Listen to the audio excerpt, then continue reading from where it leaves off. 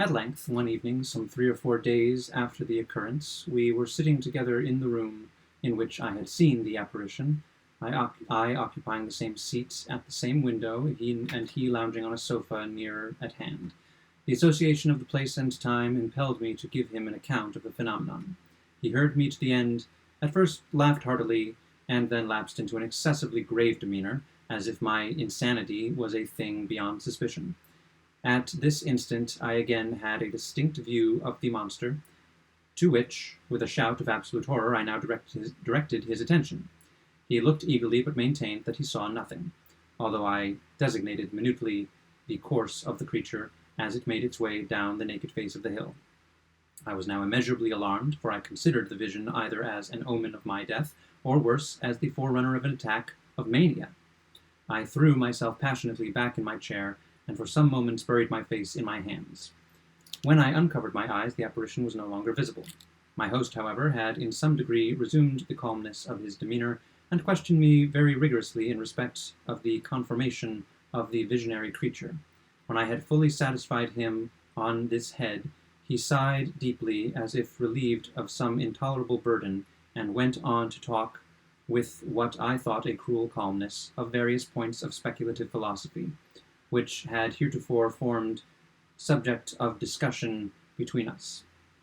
I remember his insisting, very especially among other things, upon the idea that the principal source of error in all human investigations lay in the liability of the understanding to underrate or to undervalue the importance of an object, though through mere misadmeasurement of its propinquity.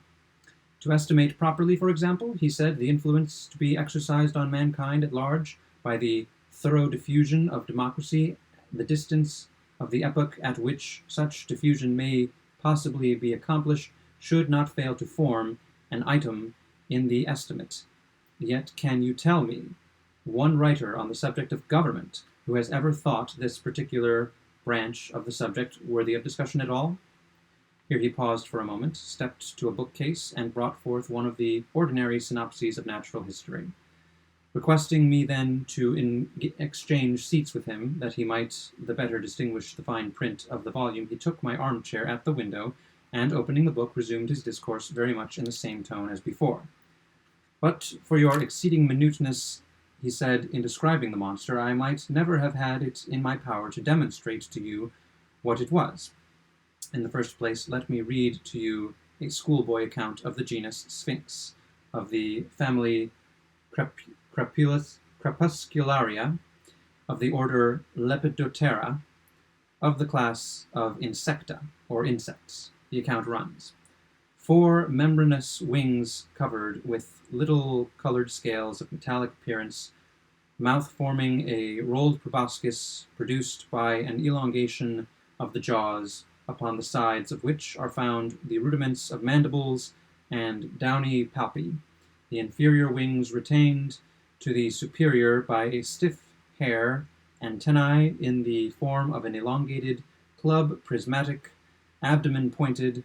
The death's head Sphinx has occasioned much terror among the vulgar at times, but by the melancholy kind of cry which it utters, the insignia of death which it wears upon its corslet.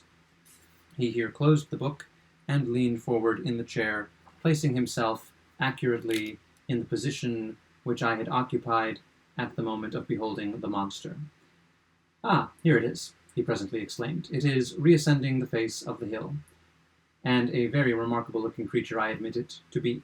Still, it is by no means so large or so distant as you imagined it, for the fact is that as it wriggles its way up its thread, which some spider has wrought along the window sash, its way up this thread, which some spider has wrought along the window sash, I find it to be about the 16th of an inch in its extreme length, and also about the 16th of an inch distant from the pupil of my eye.